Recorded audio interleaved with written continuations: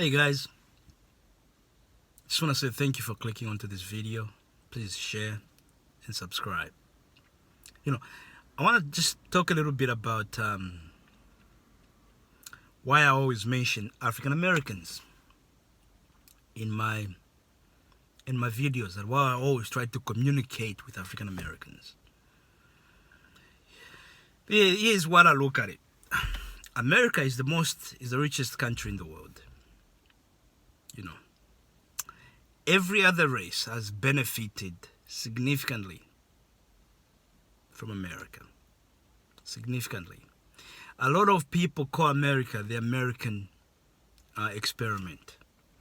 There's a lot of things that have happened in America that never happened in other parts of the world. And it sort of explains why that country is the richest country in the world. The way I've seen, when you look at how the world works and how America has helped other places in the world. If 1910, the Italians were in poverty. They moved to America. A lot of them moved to America. There's a lot of people also that moved to Africa.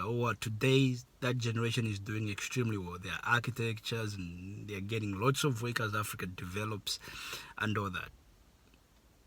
But a lot of people moved to America. The same Italians that moved to America made money that they sent home to Italy and helped the economy of Italy. Even America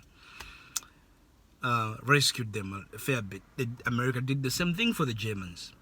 The Irish were the same. They went to America, made money, sent it home. Every other person, every other race, every other group of people, countries, they've benefited from America.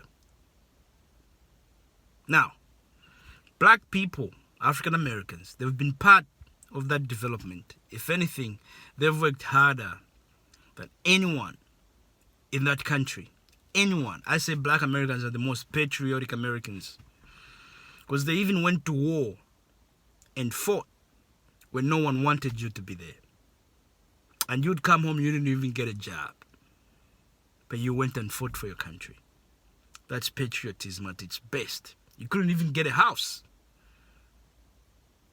as a GI when everyone else was getting houses, but you still went and fought for that country. Now, I'm a Pan-Africanist. My Pan-Africanism is not the one where it says, move to Africa. Now, my Pan-Africanism is what Marcus Garvey, I strongly believe, wanted, is to connect black people all over this world to Africa. When we do that, we will create wealth. Africa is the richest continent in the world. It's got 30% of all the natural reserves that's left in the world. Right now, they're trying to create a nickel mine from Tanzania, where the company, so I think it's Kabamba or something like that, they're trying to raise $1.3 billion. And if that happens, that nickel mine will solve all the problems that all these electric cars are facing with high nickel prices or shortage of nickel. That one mine. Now, I've said this in my videos before. If we were to create a company called Pan-African Co., all we need is just $300 million initial investment. We start with the mines, with the constructions, with the agriculture, but we start with the mines first. With that type of money, within 18 months, we can turn that into $1.something billion. Within 18 months, I guarantee you that. Now, America, let me go back. America is the richest country in the world. America influences all of us. Almost every country has got movies. There's Italian movies, German movies, English movies. We watch James Bond from England, but the rest of the movies are American. America has more influence in this world and advertises itself. We know there's blacks in Brazil and all these other places, but we don't know much about Brazil. We know they're there. For me, what encourages me is what Marcus Garvey did. Marcus Garvey didn't go to the Jamaicans to say, let's raise money and start this Black Star. Let me buy this ship. Nah, he went to the Americans. Why is that? Because you guys live in the richest continent, in the richest country in the world. You can afford the dollar. Other people can't. But one thing I've realized is that Africans have wealth. They just don't know it yet. You go to Africa, they got timber. Timber is big business. They got timber. They got, you name it, it's there. But they don't have the money to buy the machinery to dig what's underground or cut that timber. And I think this is where you guys can come in. But at the same time, you're not going to be slaves. You're not going to be laborers. You're not going to be, or you can be laborers if you want to work harder. But you'll be in sort of respected position where you can say, okay, this is our money. And the Africans are also in a respected position where you say, we got the resources and let's work together. For me, I personally believe if you guys have $1.6 trillion in spending power. That doesn't mean you don't have the wealth, though. That's the thing. In America, you are the poorest of all the races that are there. To me, I think that's unfair. Personally, I even think you shouldn't, because you worked for so many years for free. At least there has to be something you should be getting for free, even like free education, free something for free, because your ancestors putting the years of hard labor, getting whipped, getting beaten, getting killed. There has to be some sort of, everyone has gotten reparation, whatever you guys call it. Everyone has gotten it. The people that were Nagasaki, remember they attacked the Americans first. And when America bombed Hiroshima and Nagasaki, those people, they've had the reparations paid. Almost everyone that America affected in one way or another has had their reparations paid. The problem I've seen is this so-called integration, because you guys become a part of the American narrative, which is white. And I think this is where a lot of things are going to be hard for African Americans to get that. But for me, what I've started to believe is that when you can create wealth, you can have. I did a video not a long time ago where I was talking about how Trump has come out and said there's more. The Jews sort of control the Senate. What is it that the Jews have? They have money. When you have money, you can control a lot of things. I'm a strong believer in that. I strongly believe, with a little bit, just like Marcus Garvey was able to raise millions of dollars before there was crowdfunding, before there was any of these social media and all that, he was able to raise so much money from poor African Americans. You don't have the wealth, but you have the money. You know what I mean? So when you put that money, it can help you create the wealth. When you bring your money together, $1 here, $1 there, $1 here, and then you connect to Africa, I strongly believe this is exactly what Marcus Garvey saw. And when you connect that to Africa, when you start producing things, when you start getting things out of Africa and bringing it to these markets, which is what white people do, bringing it to these markets, that can help so many people, so many black people. Just like American Italians has helped grow Italy, American Chinese, they've helped grow China, and they're benefiting from that. They've created so much. This is why you see the Chinese face a little bit of hate. The next thing, the government comes and gives them money. But it doesn't happen. It's not the same thing to you. There's always these movements. Oh, there's this movement and it never works. You know why? Because you don't have the wealth. But if you can connect Africa to the little money that you have, it will help your money grow tenfold. This is why I say, even people are saying now, you got to put money into Bitcoin. And I think that's actually true. You don't have to put in gazillions of dollars. Even just 5% of your investment, put into Bitcoin. Because what you are trying to create is create wealth. Wealth is what can change your future in America. That is very, very important. And I strongly believe that. This is why most of the time I I'll mention African Americans. Because once we can create that sort of wealth, we can start transferring it to all other people in other parts of the world. We can transfer to Latin America. We can create so much work that those people, there's already people that have gone back from Brazil who are now in Nigeria. This has been happening. And I personally believe because of colonialism, Africans lost something. Those people that left are more African than the Africans that stayed. Remember, Kwame Nkrumah, all these first founders of Africa were so very influenced by Americans. You know, very influenced by Americans, so that Africa started fighting for its independence. I strongly believe, just like other Americans have played their role in developing their countries or their races in parts outside of America, you can play a role, a very big role, in helping. And there's no shame in that. There's no shame. Africa doesn't have to be ashamed of it. You don't have to be ashamed of it, because at the end of the day, it's going to help the whole black community. And I know there's a movement that actually going to produce results, because Africa is the richest continent in the world. The riches are there. The riches are there. We just need to come together and create something together. Because I tell you what, I'll give you an example. If you don't do that, it's going to be extremely hard for you to create wealth. It could be another 200 years from now, you'll be in the same position. Because this is just the way things work in the world. You know, you can be first in Africa, but you can't be first in America. Things have already been done.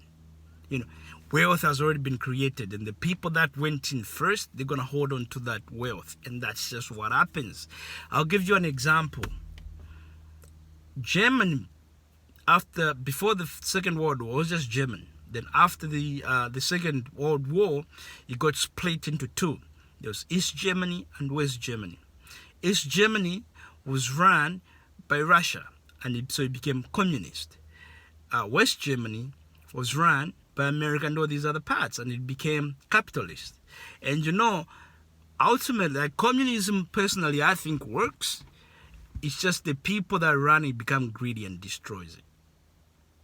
You know, obviously, ultimately, capitalism won between the two.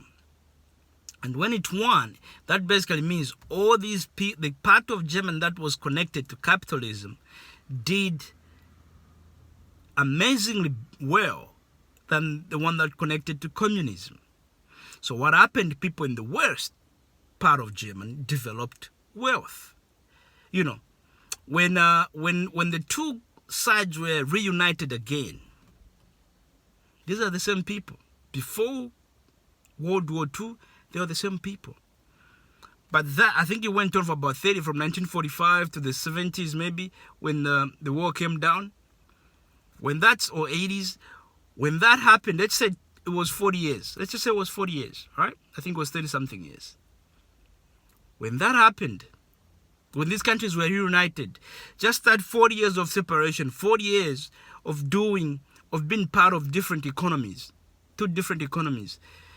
Today, you know, another 30, 40 years later, today, the people in East Germany are poorer than the people in West Germany. It's very common in Germany for parents who belong to East Germany to tell their kids to marry someone from West Germany, because they are the rich people. They control everything. Even though before that, they were just the same. Now, imagine you guys went through now 400 years of slavery, and you're still being mistreated. How long do you think it will take before you can be the same level as everyone else? If you don't take another route, if you just stay in there and keep fighting, always fight, coming from the point of powerless, like you have to march and beg and do this stuff, how long do you think it will take you to achieve what you want to achieve? Another example I can give you is Scotland, right? Scotland and Wales. I know this place is called the United Kingdom, but these kingdoms aren't united. From a long time ago, the Scottish have been ruled, controlled by the Angles and Saxons that came into England after the Romans left. Welsh is actually comes from a Roman term that means foreign. These are the people who didn't want to be just the same thing as the Labadi people of Ghana. Because they didn't want to be part of that Roman thing, they were deemed as foreign. It comes from actually Welsh, I think it's Wallish or something like that, and that's where Welsh comes from, which means foreign. But they were actually the inhabitants of that land, but they ended up being called foreign because they didn't want anything to do with the Romans. The Scottish didn't want anything to do with the Saxons and the Angles. And since then, they've been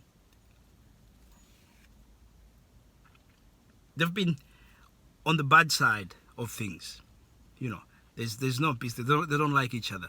I remember one of my mentors, Akala, talking about how he's a mixed kid. His mom is Scottish and his dad is Caribbean. But the mom's side, he's also got like an English side. I think the dad is English or something. And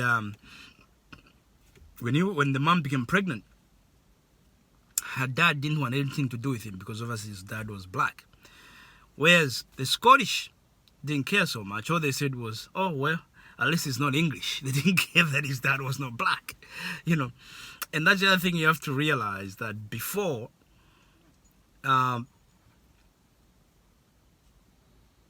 most of these people didn't even care so much about being black. They actually were more worried about people like Polish people because they thought they were not communist but fascist or something like that. That was more worrisome to them than someone being black in a lot of cases.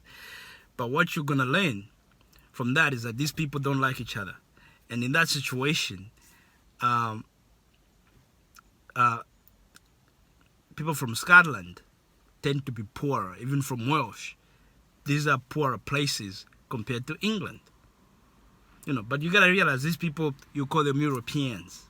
Now, when it comes to America, when you even add in race and you look different from these people, the hate is even bigger. They might hate each other in the United Kingdom, but at the end of the day, they're the same people. Just like I'll give you an example. There was more people that fought in World War II, fought the Nazis and stuff, from Jamaica. From Jamaica. They fought the Nazis. But today, the grandkids of the Nazi that were trying to bomb the English and kill them, they can go to England willy-nilly. They can go to England in and out. But the kids of the people in Jamaica that fought those Nazis and died fighting them, they can't go to England willy-nilly. See what I'm trying to say? They're the same people. Even though there's a bit of quarrels there, they still help each other in a way. However, at the end of the day, everyone still protects their own group. In America, if you're black, it would be very hard, extremely hard, for you to achieve what you truly, or to get to somewhere where you can be at the same level. It will be extremely hard. So my point here is that there has to be another way that you can use to get the results that you want, or to get to the destination that you need. And this is where Africa comes in. A lot of people like to argue with me, leave my people out, leave my people out, leave my people out. It's only Africa, it's only black people that say that. You're not going to get that from other people, from other races. Us coming together will produce a better destiny than us being separated. And if you think you don't respect, or you don't sort of connect with my message, that's okay. That's okay. But you don't have to tell me to, stop talking. If you don't connect with my message, just stop watching. It's that simple. Like I said, there's gonna be a situation on this channel where I'm gonna encourage people to come together. Like I'm from Zambia, right? And there's now opportunities to create mines for manganese, for tungsten, for all these minerals which are becoming very popular with the modern technology. And there's those opportunities. In the future, I'm gonna do everything I say, try to bring people together from all over the world for us to create wealth. And we're gonna succeed at it. I've gathered so much information. You know, what I give today are just snippets, but eventually I'm gonna have a team of people that I click with, because sometimes it's good to have the same sort of mindset towards things. We're gonna have people that we don't click with, that's fine. But if you can have even 1,000 people that I click with and we come together, we can create a different. I strongly believe in that. And one day we're gonna get it done. Remember, patience is important. Just like in the stock market, don't rush. Patient. All right, guys. So that's what I wanted to say. That's why I like to mention African Americans. I think involving them, involving everybody, because they're the ones that live in the richest country in the world. They're the ones that probably have suffered the most. They're the ones who probably are also very influential, because you live in the most populous country in the world. Everyone talks about America everywhere you go. You know, it's not my favorite country at all, but you can't take away the fact that, you know, it's the most, if you want to be an entrepreneur, I think it's the place to be. Venture capital there is everywhere, you know. So my point here is, I don't do it for the sake of doing. I do it because I think there's a purpose that I do it. One of my mentors, Marcus Garvey, and I can understand why he did what he did and how he was able to achieve things like that. It has happened all over the world. It's wealth from America that even came to Australia to develop this place too. It was American guys who had enough money that would bring and who come here and invest in mines and everything. Some of the buildings of where I live were actually in the city were actually built by Americans. So other people do this. I'm not asking something that's new or inventing the wheel. Other races have done it. We're just the ones that are behind. And because we haven't done it, look where we are as a race. Thank you, guys. Thank you for watching my videos. And please subscribe and share them. Thank you. Goodbye.